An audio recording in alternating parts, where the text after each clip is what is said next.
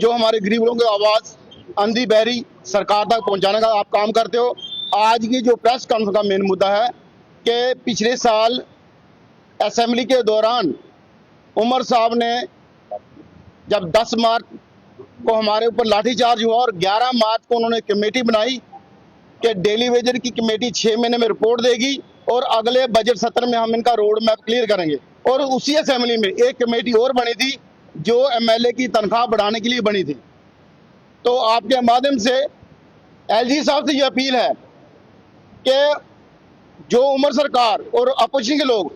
जो अपनी तनख्वाह बढ़ाने के लिए उस बिल को जल्दी से जल्दी पास करवाना चाहते हैं, तो एलजी साहब से अपील है कि जब तक डेली वेजर का मुद्दा हल ना हो, जब तक डेली वेजर की कमेटी की रिपोर्ट ना आए, डेली वेजर के लिए एसआरओ ना आए, तब तक उस बिल को आप होल्ड कीजिए। इनको इतनी जरूरत नहीं है जितनी कैजुअल लेबर डेली वेजर को जरूरत है, जो 32 साल का शोषण बर्दाश्त कर रहे हैं। और जो भी सरकार आती है वो वादे पे वादा लारे पे लार देती है। और उमर साहब पिछली जो सत्र चला इसी 1 महीना पहले, तब उन्होंने ये कहा था हम इसी साल को रेगुलराइज करेंगे, लेकिन वो पिछली बात भूल गए जो 2025 में असेंबली में बोला था कि हम 2026 में एक रोड मैप लेके आएंगे। अभी तक वो रोड मैप क्लियर नहीं है। 11 फरवरी को जो सेक्रेटरी का हमने घेराव किया था, कम से कम 8-10 घंटे हम वहां बैठे रहे और सरकार का कोई नुमाइंदा वहां नहीं आया। और अभी तक सरकार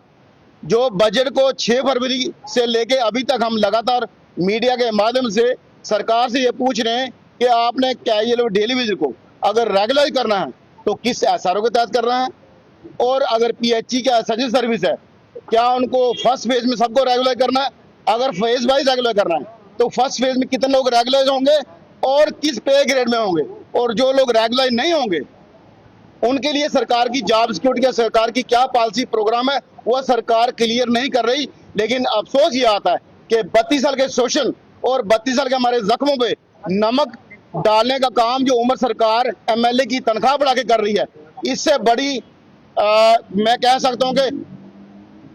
दुर्भावना नहीं हो सकती, इससे बड़ी कोई शेमफुल एक्ट नहीं हो सकता कि ये सरकार मैनिफेस्टो में अगर वादा करती है कि हम आएंगे, आते ही कैजुअल डेली वेज को रेगुलराइज करेंगे, लेकिन ये खुद को रेगुलराइज खुद को परमानेंट करके अपनी सैलरी बढ़ाने की तरफ जा रहे हैं जो इनको जरूरत नहीं है। आपके माध्यम से मैं पूछना चाहता हूं कौन से एमएलए साहबान हैं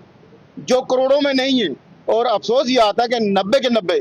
एमएलए किसी ने भी इसका विरोध नहीं किया। शायद एक एमएलए ने कहा कि पहले डेली वेज का मुद्दा हल किया जाए उसके बाद हमारी सैलरी बढ़ाई जाए, लेकिन सभी के सभी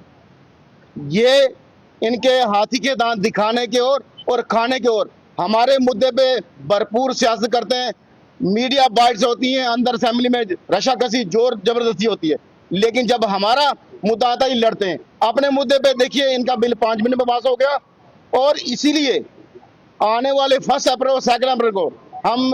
48 घंटे का लगातार एक प्रोटेस्ट करने जा रहे हैं। उसमें असेंबली का घेराव हो, पुल बंद हो, सीएम ऑफिस का सीएम हाउस का घेराव हो या किसी मिनिस्टर का घेराव हो, और लॉ एंड ऑर्डर की जो प्रॉब्लम होगी उसकी सारी रिस्पॉन्सिबिलिटी इस उमर सरकार की होगी, क्योंकि लगातार चाहे मैनिफेस्टो में हो, चाहे पिछले असेंबली में हो, चाहे इस असेंबली में, हम क्या मांग रहे हैं? 2 टाइम की रोटी मांग रहे हैं, हम अपने बच्चों के लिए रोटी मांग रहे हैं, एजुकेशन मांग रहे हैं, और अपने बूढ़े माँ बाप के लिए मेडिसिन की चीज मांग रहे हैं। कोई बड़ी चीज नहीं मांग रहे। हम रेगुलराइज हो भी जाएंगे तो 30-35 हज़ार 40 हज़ार से ऊपर हमारी पे नहीं होगी, लेकिन जिनकी 1.5-2 लाख पे है वो आज 3 लाख लेके भी और फैसिलिटी मांग रहे हैं। और उमर सरकार का जो सारा फोकस है वो सबका सब एमएलए को फैसिलिटी देने का है। तो आपके माध्यम से एलजी साहब से दोबारा अपील है कि एलजी साहब तब तक एमएलए की सैलरी का जो आपके पास फाइल आएगी उसको होल्ड में रखिए, जब तक डेली वेज के लिए ये कुछ नहीं करते तब तक इस सरकार का जो बिल एमएलए की सैलरी हाइक आ रहा उसको होल्ड पर रखा जाए।